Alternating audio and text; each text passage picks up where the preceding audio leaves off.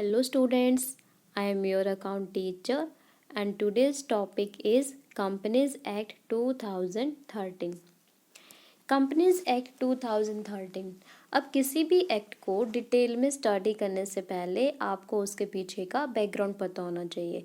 किस particular act को लाने का क्या रीज़न है, लॉ कौन बनाता है, किसके पास पावर है, लॉ कैसे बनते हैं, होते क्या हैं, और किसी एक्ट के बनने की क्या प्रोसेस है। इंडिया में बहुत सारे सब्जेक्ट मैटर्स के ऊपर ऑलरेडी काफ़ी सारे लॉज है वो बन चुके हैं। For example competition act 2002, sale of goods act 1932, Indian contract act 1872, consumer protection act 1986, environment protection act 1986 etcetera, और भी बहुत सारे लॉज हैं। जो सेट ऑफ लॉज होते हैं वो ह्यूमंस के एक्ट को डिफाइन करते हैं एंड उसको रेगुलेट करते हैं। तो जो एक पर्टिकुलर पर्सन है वो कौन कौन से एक्ट को कर सकता है एंड कौन कौन से एक्ट्स को नहीं कर सकता। जितने भी पर्सन्स होते हैं सोसाइटी में वो सारे के सारे ड्यूटी बाउंड होते हैं इन लॉज को फॉलो करने के लिए। अगर कोई भी पर्सन इन लॉज को फॉलो नहीं करता, कोई भी कॉन्ट्रावेंशन करता है तो उसको पनिशमेंट मिलेगी, पेनल्टीज दी जाएगी। अगर सिंपल वर्ड्स में कहे तो जो लॉ है वो क्या है, गवर्नमेंट की तरफ से एक ऐसा एफर्ट है जो कंट्री में पीस को इंश्योर करता है एंड सिविलियंस के अमंग हार्मनी को एस्टेब्लिश करता है। कंपनीज एक्ट के आने का क्या स्टोरी है वो पढ़ते हैं एक बार। वर्ल्ड वॉर सेकेंड कब हुआ था? 1939 से 1945 तक। अब वर्ल्ड वॉर के बाद का क्या हुआ, इकोनॉमी जो थी वो डिप्रेशन में चली गई और जीडीपी थी बिल्कुल ही डाउन हो गई। अब इकोनॉमी को डेवलप करने के लिए इंडस्ट्रियलाइजेशन में ग्रोथ होने स्टार्ट हुई। जैसे जैसे इंडस्ट्रियलाइजेशन इंक्रीज हुआ वैसे ही अर्जेंट नीड अराइज हुई। किस चीज़ की? जो भी एक्टिविटीज़ हो रही हैं इन सेक्टर्स में उन सबको मॉनिटर किया जाए और उनको गवर्न करने के लिए जो लॉ है वो बनाया जाए। और इसी पॉइंट ऑफ व्यू के साथ इंडिया में जितनी भी कंपनीज हैं उनके अफेयर्स को रेगुलेट करने के लिए, उनकी फंक्शनिंग को स्मूथ करने के लिए ट्रांसपेरेंसी के साथ जो कंपनीज एक्ट 1956 है उसको इनेक्ट किया गया। जैसे जैसे टाइम बीतता चला गया डेवलपमेंट होती गई, आईटी सेक्टर में भी डेवलपमेंट हुई काफ़ी सारी, और भी बहुत सारे रीजंस हैं जो जस्टिफाई करते हैं कि जो पुराने वाला कंपनीज एक्ट है उसमें अमेंडमेंट्स की जाए। गवर्नमेंट ने क्या सोचा कि हम पुराने वाले एक्ट में इतनी सारी अमेंडमेंट करेंगे तो बहुत डिफ़िकल्ट हो जाएगा और जो पुराने वाला एक्ट है उसको समझना भी थोड़ा कॉम्प्लेक्स हो सकता है। इसलिए क्या किया गवर्नमेंट ने कि जो पुराने वाला एक्ट था उसको कम्प्लीटली अबोलिश कर दिया एंड उसकी जगह पे एक न्यू एक्ट है वो बनाया। कौन सा एक्ट? Companies act 2013। अब जितनी भी कंपनीज हैं, एग्जिस्टिंग कंपनीज हैं इंडिया में, वो सारी के सारी ड्यूटी बाउंड है जो भी रूल्स एंड रेगुलेशंस दिए गए हैं कहाँ पर? कंपनीज एक्ट 2013 में, उनको फॉलो करने के लिए। और पर्टिकुलर इस एक्ट में हम फर्दर अमेंडमेंट भी कर सकते हैं जब भी रिक्वायरमेंट होगी। मेन फीचर्स क्या इन्वॉल्व करी गई इस एक्ट के अंदर?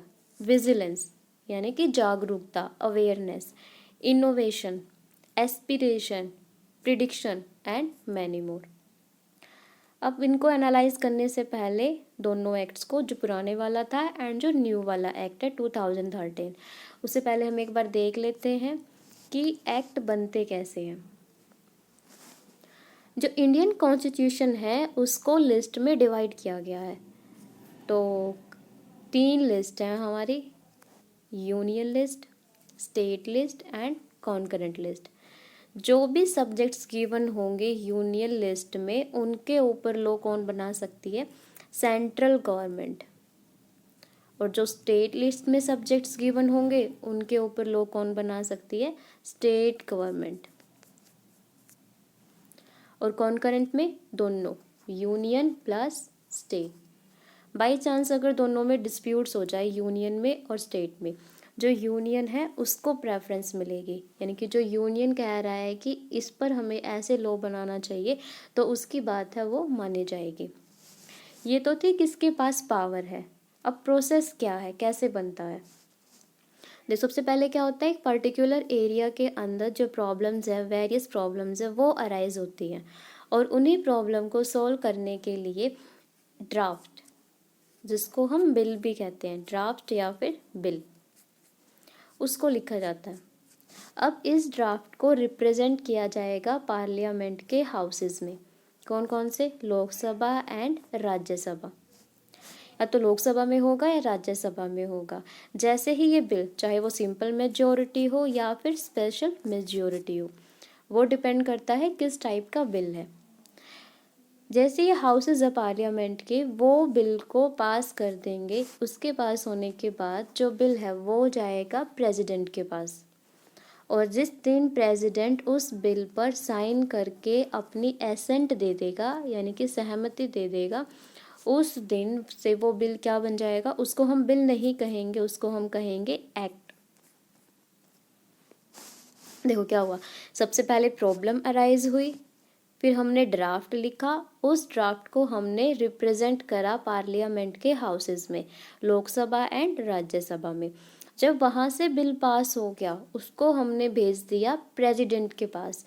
प्रेसिडेंट ने उस बिल पर साइन किए और अपनी जो एसेंट है वो दे दी, और जिस दिन प्रेसिडेंट अपनी एसेंट देगा, उस दिन से वो बिल क्या बन गया, एक्ट बन गया। अब ये एक्ट है वो एनफोर्समेंट में कब होगा, लागू कब होगा, कब से माना जाएगा कि एनफोर्समेंट में आ गया, जिस दिन इस एक्ट को ऑफिशियल गजट में नोटिफाई कर दिया जाएगा, उस दिन से जो एक्ट है वो पूरे इंडिया पर एप्लीकेबल होगा। उसके बाद से कोई भी पर्सन ये कहकर पनिशमेंट से नहीं बच सकता कि मुझे इन प्रोविज़न का, लॉ का मुझे नहीं पता था, मैं अवेयर नहीं था। जैसे ही गवर्नमेंट ऑफिशियल गजट में नोटिफाई करेगी, वो एक्ट पूरे इंडिया पर एप्लीकेबल हो जाएगा। आई होप कि आपको प्रोसेस है वो समझ आ गई होगी। अब कंपैरिजन करते हैं दोनों एक्ट्स के बीच में, कंपनीज एक्ट 1956 एंड 2013। अब देखो किसी भी एक्ट को जब आप रीड कर रहे हो तो हमेशा उसमें कितने सेक्शन हैं, प्रोविजंस कितने दिए गए हैं, चैप्टर्स कितने हैं, स्केड्यूल्स कितने हैं, वो आपको पता होने चाहिए। जो कंपनीज एक्ट 1956 है उसमें 13 चैप्टर्स, 658 सेक्शंस एंड 13 स्केड्यूल्स थे। अब जो न्यू एक्ट आया, कंपनीज एक्ट 2013, उसको डिवाइड करा गया 29 चैप्टर्स में, 470 सेक्शंस एंड 7 स्केड्यूल्स। चैप्टर्स थे वो तो इंक्रीज हो गए 13 से 29, सेक्शंस थे वो डिक्रीज हो गए 658 से 470, और जो स्केड्यूल्स थे वो 13 से 7 हो गए। फॉर्मेट ऑफ फाइनेंशियल स्टेटमेंट, जो भी कंपनीज है, बॉडी कॉर्पोरेट है, जो फाइनेंशियल स्टेटमेंट्स को प्रिपेयर करती है, कौन सी फाइनेंशियल स्टेटमेंट को, profit and loss account, balance sheet, cash flow statement, fund flow statement, और भी बहुत सारी हैं। तो जो पुराने वाला एक्ट था उसके स्केड्यूल 6 के अकॉर्डिंग जो भी फॉर्मेट गिवन है उसी के हिसाब से कंपनीज को परमिशन दे रखी थी कि आप अपने फाइनेंशियल स्टेटमेंट को प्रिपेयर करोगे। लेकिन जो कंपनीज एक्ट 2013 है उसके स्केड्यूल थर्ड में जो भी स्टेटमेंट का फॉर्मेट गिवन होगा उसी हिसाब से जो कंपनीज हैं वो अपनी स्टेटमेंट्स उनको प्रिपेयर करेंगे। देखो अब कंपैरिजन करते हैं किस बेसिस पर, फाइनेंशियल ईयर के बेसिस पर। जो पुराने वाला एक्ट था उसमें सभी कंपनीज को परमिशन मिली हुई थी कि वो अपने हिसाब से जो फाइनेंशियल ईयर की एंडिंग डेट है उसको डिसाइड कर सकती हैं। लेकिन जो कंपनीज एक्ट 2013 था उसमें मैंडेटरी कर दिया गया सभी कंपनीज के लिए कि उनका जो फाइनेंशियल ईयर है वो कब एंड होगा, 31 मार्च को होगा। एक्सेप्शन क्या है, फॉरेन होल्डिंग या subsidiary company subject to tribunal approval. अब देखो पहले क्या था कि कंपनी अपने हिसाब से अपना जो फाइनेंशियल ईयर है उसकी डेट को डिसाइड कर सकती थी। कुछ कंपनीज 31 मार्च को प्रिपेयर करती थी अपने स्टेटमेंट्स को, और कुछ कंपनीज अपने स्टेटमेंट्स को 31 दिसंबर को, मतलब यूनिफॉर्मिटी नहीं थी, सबका टाइम अलग अलग था। लेकिन कंपनीज एक्ट 2013 में सभी कंपनी के लिए 31 मार्च को ही जो फाइनेंशियल ईयर है वो उसकी एंडिंग डेट होगी ये डिसाइड कर दिया गया, मैंडेटरी कर दिया गया। इस अमेंडमेंट से क्या हुआ, यूनिफॉर्मिटी आ गई, सभी में एक रूपता आ गई कि जो सारी की सारी कंपनीज है वो एक साथ एक ही डेट को अपने स्टेटमेंट्स को प्रिपेयर करेंगी, जो अपना अकाउंटिंग ईयर है उसको क्लोज करेंगी। On the basis of number of share holders, अब किसी कंपनी में मिनिमम और मैक्सिमम कितने शेयर होल्डर्स हो सकते हैं।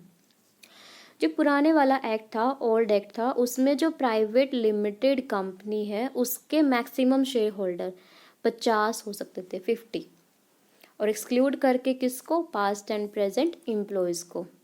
लेकिन जो न्यू एक्ट है उसमें लिमिट कितनी बढ़ा दी, 50 से 200, 200 कर दिए गए, और एक्सक्लूड करके पास्ट एंड प्रेजेंट एम्प्लॉयज़ को। और इस लिमिट के बढ़ने से क्या रिजल्ट हुआ कि जो प्राइवेट कंपनीज है अब वो ज़्यादा से ज़्यादा कैपिटल को रेज कर सकती है, और जितनी कैपिटल उनके पास ज़्यादा होगी उतनी ही ग्रोथ होने के चांसेस भी ज़्यादा हैं। On the basis of issue of shares at discounted price, कि कोई भी कंपनी, कौन कौन सी कंपनीज है अपने शेयर्स को डिस्काउंटेड प्राइस पर इशू कर सकती है या फिर नहीं कर सकती। देखो, कब कहेंगे कि किसी कंपनी ने शेयर्स को डिस्काउंट पर इशू किया है, जब उसकी जो नॉमिनल वैल्यू है वो क्या हो जाए, ज़्यादा हो जाए, और जो इशू प्राइस है वो कम हो जाए। मान लो कि 10 रुपये का एक शेयर था, उसको हमने 8 रुपये का इशू किया, तो 2 रुपये का क्या हो गया, डिस्काउंट हो गया। जो पुराने वाला एक्ट था 1956, उसके सेक्शन 79 में कंपनीज को परमिट किया हुआ था कि वो अपने शेयर्स को डिस्काउंटेड प्राइस पर इशू कर सकती है, यानी कि जो नॉमिनल वैल्यू है उससे कम रेट पर अपने शेयर्स को इशू कर सकती है। लेकिन जो कंपनीज एक्ट 2013 का सेक्शन 53 है वो सभी कंपनीज को प्रोहिबिट करता है शेयर्स को डिस्काउंट पर इशू करने से। लेकिन जो सेक्शन 54 है वो परमिट करता है कंपनीज को कि आप स्वीट इक्विटी शेयर्स को इशू कर सकते हो डिस्काउंट पे। अब स्वीट इक्विटी शेयर्स कौन से होते हैं, कंपनी अपने एम्प्लॉयज़ को मोटिवेट करने के लिए उनको जब मार्केट प्राइस से कम रेट पर शेयर्स को इशू कर देती है, उनको हम स्वीट इक्विटी शेयर्स कहते हैं। तो अब ये रेस्ट्रिक्शन लगाने का फ़ायदा क्या हुआ कि जो भी डिस्ट्रेस कंपनी थी उनको रीस्ट्रक्चर, अपने आप को रीस्ट्रक्चर करने में मदद मिल गई, एड मिल गई।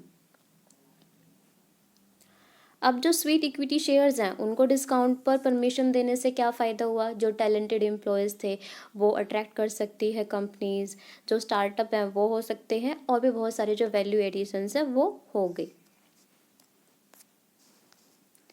On the basis of utilization of security premium, कि जो सिक्योरिटी प्रीमियम का पैसा है उसको कहाँ कहाँ पर यूटिलाइज किया जा सकता है। देखो, सिक्योरिटी प्रीमियम कब आएगी, जब हम जो नॉमिनल वैल्यू है शेयर की वो तो कम है और जो इश्यू प्राइस है वो ज़्यादा है। मान लो कि 10 रुपये का एक शेयर था और उसको हमने 12 रुपये का इशू किया है, तो 2 रुपये की क्या होगी, यहाँ पर प्रीमियम होगी। अब जो प्रीमियम का पैसा कलेक्ट हुआ कंपनी के पास, उस पैसे को कंपनी कहाँ कहाँ पर यूटिलाइज कर सकती है। जो 1956 एक्ट था उसके सेक्शन 58 में सभी कंपनीज को, ऑल कंपनीज, उनको परमिशन मिली हुई थी कि वो सिक्योरिटी प्रीमियम का पैसा यूटिलाइज कर सकती हैं। किस पर्पज़ के लिए, जो भी उसके प्रीलिमिनरी एक्सपेंसेस हैं उनको राइट ऑफ करने के लिए, कमीशन को पे करने के लिए, जो भी उसने शेयर्स को या डिबेंचर्स को इशू करते टाइम डिस्काउंट अलाउड किया है उसको राइट ऑफ करने के लिए। लेकिन जो 2013 एक्ट है उसका सेक्शन 52, उसने इसको क्या कर दिया, एलिमिनेट कर दिया कॉन्फ्लिक्ट्स को, यानी कि सभी कंपनीज के लिए नहीं, क्लास ऑफ कंपनीज को बोला, और ये डिस्क्राइब करते हैं कि कौन सी कंपनी इन सभी पर्पस के लिए सिक्योरिटी प्रीमियम का पैसा यूटिलाइज कर सकती है एंड कौन सी कंपनी यूटिलाइज नहीं कर सकती, कि वो अपना पैसा प्रीलिमिनरी एक्सपेंसेस को राइट ऑफ करने के लिए, एक्सपेंसेस को राइट ऑफ करने के लिए, कमीशन को पे करने के लिए, जो भी उसने प्रेफरेंस शेयर्स या डिबेंचर्स इशू करे हैं उन पे जो डिस्काउंट अलाउड किया है उसको राइट ऑफ करने के लिए, प्रेफरेंस शेयर को रिडम्पशन करने के लिए, और डिबेंचर की रिडम्पशन के लिए। यानी कुछ कंपनीज है वो प्रीमियम का पैसा इन सभी पर्पस के लिए यूटिलाइज कर सकती है एंड कुछ कंपनी इन पर्पस के लिए सिक्योरिटी प्रीमियम का पैसा यूटिलाइज नहीं कर सकती। ये क्लियरली मेंशन कर दिया गया था कंपनीज एक्ट 2013 में। On the basis of article of association, AOA short में, AOA आर्टिकल ऑफ एसोसिएशन। अब पहले क्या था, in case where companies limited by shares does not adopt their own article of association table A shall apply. यानी कि जो भी companies हैं जो लिमिटेड बाय शेयर्स हैं, अगर उन्होंने अपना खुद का आर्टिकल ऑफ एसोसिएशन अडॉप्ट नहीं किया तो उसके बिहार पर जो टेबल ए के प्रोविजंस हैं वो एप्लीकेबल होंगे। लेकिन कंपनीज एक्ट 2013 में क्या किया, जो कंपनीज लिमिटेड बाय शेयर्स हैं अगर उन्होंने अपना जो खुद का आर्टिकल ऑफ एसोसिएशन है उसको अडॉप्ट नहीं किया तो टेबल एफ के प्रोविजंस है वो एप्लीकेबल होंगे। On the basis of interest on call in arrears. अब कॉल इन एरियर क्या होता है, जब कंपनीज ने शेयर होल्डर से कॉल करी, उनसे पैसा मंगवाया बट जो शेयर होल्डर है वो कॉल मनी को देने में फेल हो गया, तो उस पैसे को हम कहेंगे कि कॉल इन एरियर। अब उस जो एरियर का पैसा है उस पर जो कंपनी है वो शेयर होल्डर से इंटरेस्ट है वो चार्ज करेगी। अब वो कितना % इंटरेस्ट होगा वो एक्ट के प्रोविजंस में गिवन था। जो पहले वाला एक्ट था 1956 उसमें कितने % थी रेट ऑफ इंटरेस्ट, 5%। लेकिन जो न्यू एक्ट है उसमें कितनी कर दी गई, 10% पर एनम, कि जो भी कंपनीज है वो मैक्सिमम इंटरेस्ट इतना चार्ज कर सकती है शेयर होल्डर से अगर कोई भी कॉल इन एरियर होता है। On the basis of interest on call in advance, यानी कि कुछ शेयर होल्डर्स क्या होते हैं जिनके पास पैसा होता है तो वो एडवांस में ही जो कॉल्स है वो पे कर देते हैं। अब जो उन्होंने पैसा कॉल का एडवांस में पे करा, अब देखो जब शेयर होल्डर फेल हो गया था तब कंपनी ने शेयर होल्डर को बोला कि आप हमें इंटरेस्ट दो, और उसमें जो रेट ऑफ इंटरेस्ट थी वो भी बता दी कि पहले वाले एक्ट के अकॉर्डिंग 5% थी और जो न्यू एक्ट है उसके अकॉर्डिंग 10% कर दी। तो अब शेयर होल्डर भी तो कहेंगे ना कि जब हम आपको पैसा एडवांस में दे रहे हैं, कॉल्स को एडवांस में पे कर रहे हैं, तो कंपनी को भी हमें इंटरेस्ट देना चाहिए। जो पुराने वाला एक्ट था उसमें जो इंटरेस्ट की रेट थी वो कितने % थी, 6%। लेकिन जो न्यू एक्ट है उसमें कितनी कर दी गई, 12% 2013 के एक्ट में। Requirement of minimum subscription. अब ये क्या होता है, जब भी कोई कंपनी अपने शेयर्स को इश्यू करती है तो कितना कम से कम सब्सक्रिप्शन होना चाहिए, उसके बाद ही वो अपने शेयर्स को अलॉट करेगी।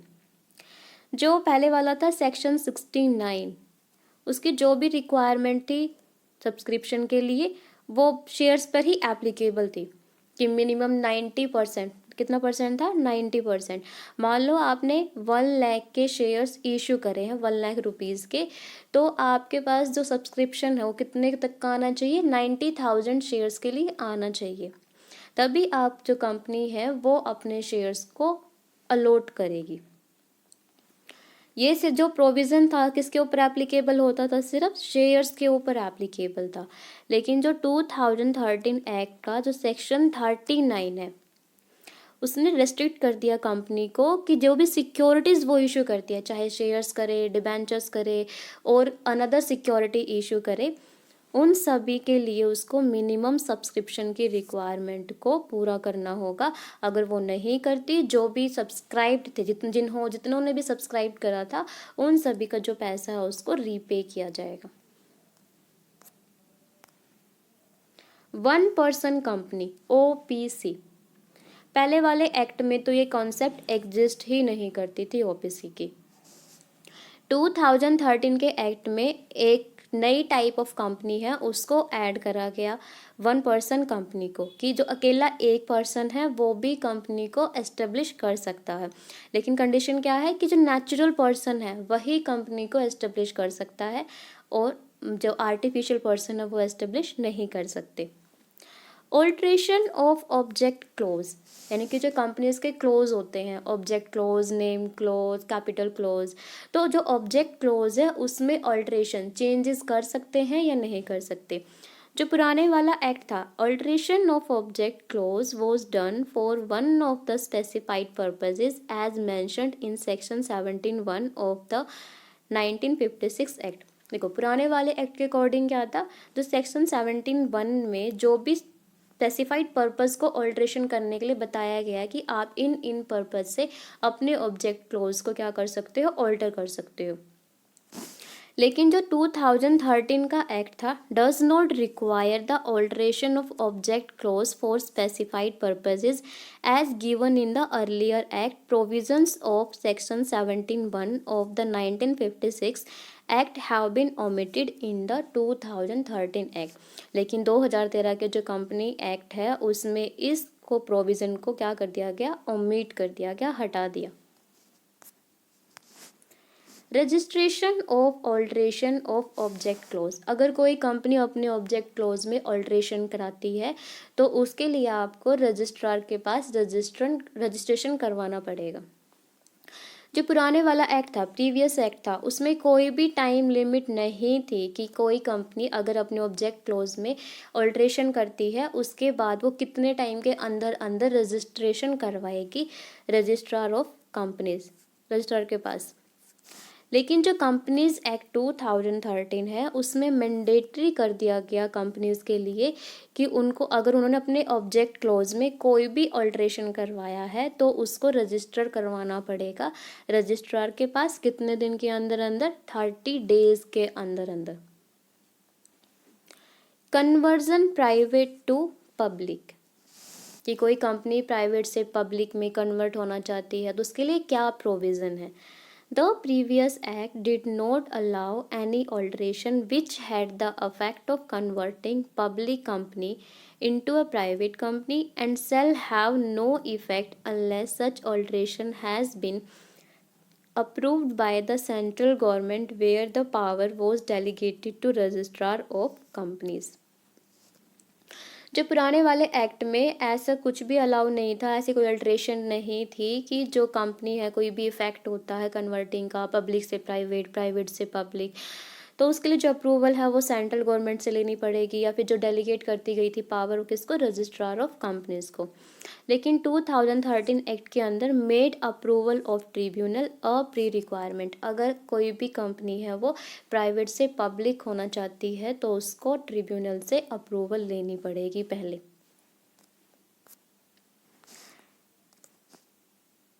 Subsidiary as a member of holding, कि जो कौन सी कंपनी है वो होल्डिंग कंपनी की सब्सिडरी बनेगी, कौन सी नहीं बनेगी। जो प्रीवियस एक्ट था सेक्शन 42 ऑफ द 1956 एक्ट, ये जो एक्ट था उसका सेक्शन 42 है वो क्या करता था, जो भी बॉडी कॉरपोरेट है उनको मना करता था कि आप जो होल्डिंग कंपनीज हैं उसके मेंबर नहीं बन सकते। The bar in the section 18 of the 2013 Act apply only to companies and not to body corporate other than companies as the wording in the section 18(1) is no company shall either by itself or through its nominee hold any share in its holding company as opposed to section 42(1) of the 1956 Act which stated a body corporate cannot be a member of a company which is its holding company। देखो क्या था, जो पुराने वाला act था उसमें तो ये मेंशन कर दिया गया था कि जो भी बॉडी कॉरपोरेट है वो होल्डिंग कंपनी के शेयर्स को नहीं परचेज कर सकती, उसकी सब्सिडरी नहीं बन सकती। लेकिन जो कंपनीज एक्ट 2013 का सेक्शन 18 है उसने बोला कि जो ये बात है कि कोई भी कंपनी है, कोई भी बॉडी कॉरपोरेट है, वो अपनी होल्डिंग कंपनी के शेयर में पैसा नहीं इन्वेस्ट कर सकती, वो एप्लीकेबल होगा सिर्फ और सिर्फ कंपनीज पर। जो बॉडी कॉरपोरेट है उसके ऊपर ये प्रोविज़न लागू नहीं होगा। बॉडी कॉरपोरेट अपनी होल्डिंग कंपनी के जो शेयर्स है उसमें भी इन्वेस्ट कर सकती है। तो ये सारे प्रोविज़न्स थे। आई होप कि आपको लेक्चर समझ आया होगा। एक पार्ट में और हम कंपनी जो अमेंडमेंट 2019 है उसको भी हम रीड करेंगे। अगर आपको कोई भी डाउट हो आप नीचे कमेंट में ज़रूर बताना। Thanks for watching, like, share and subscribe. Bye bye.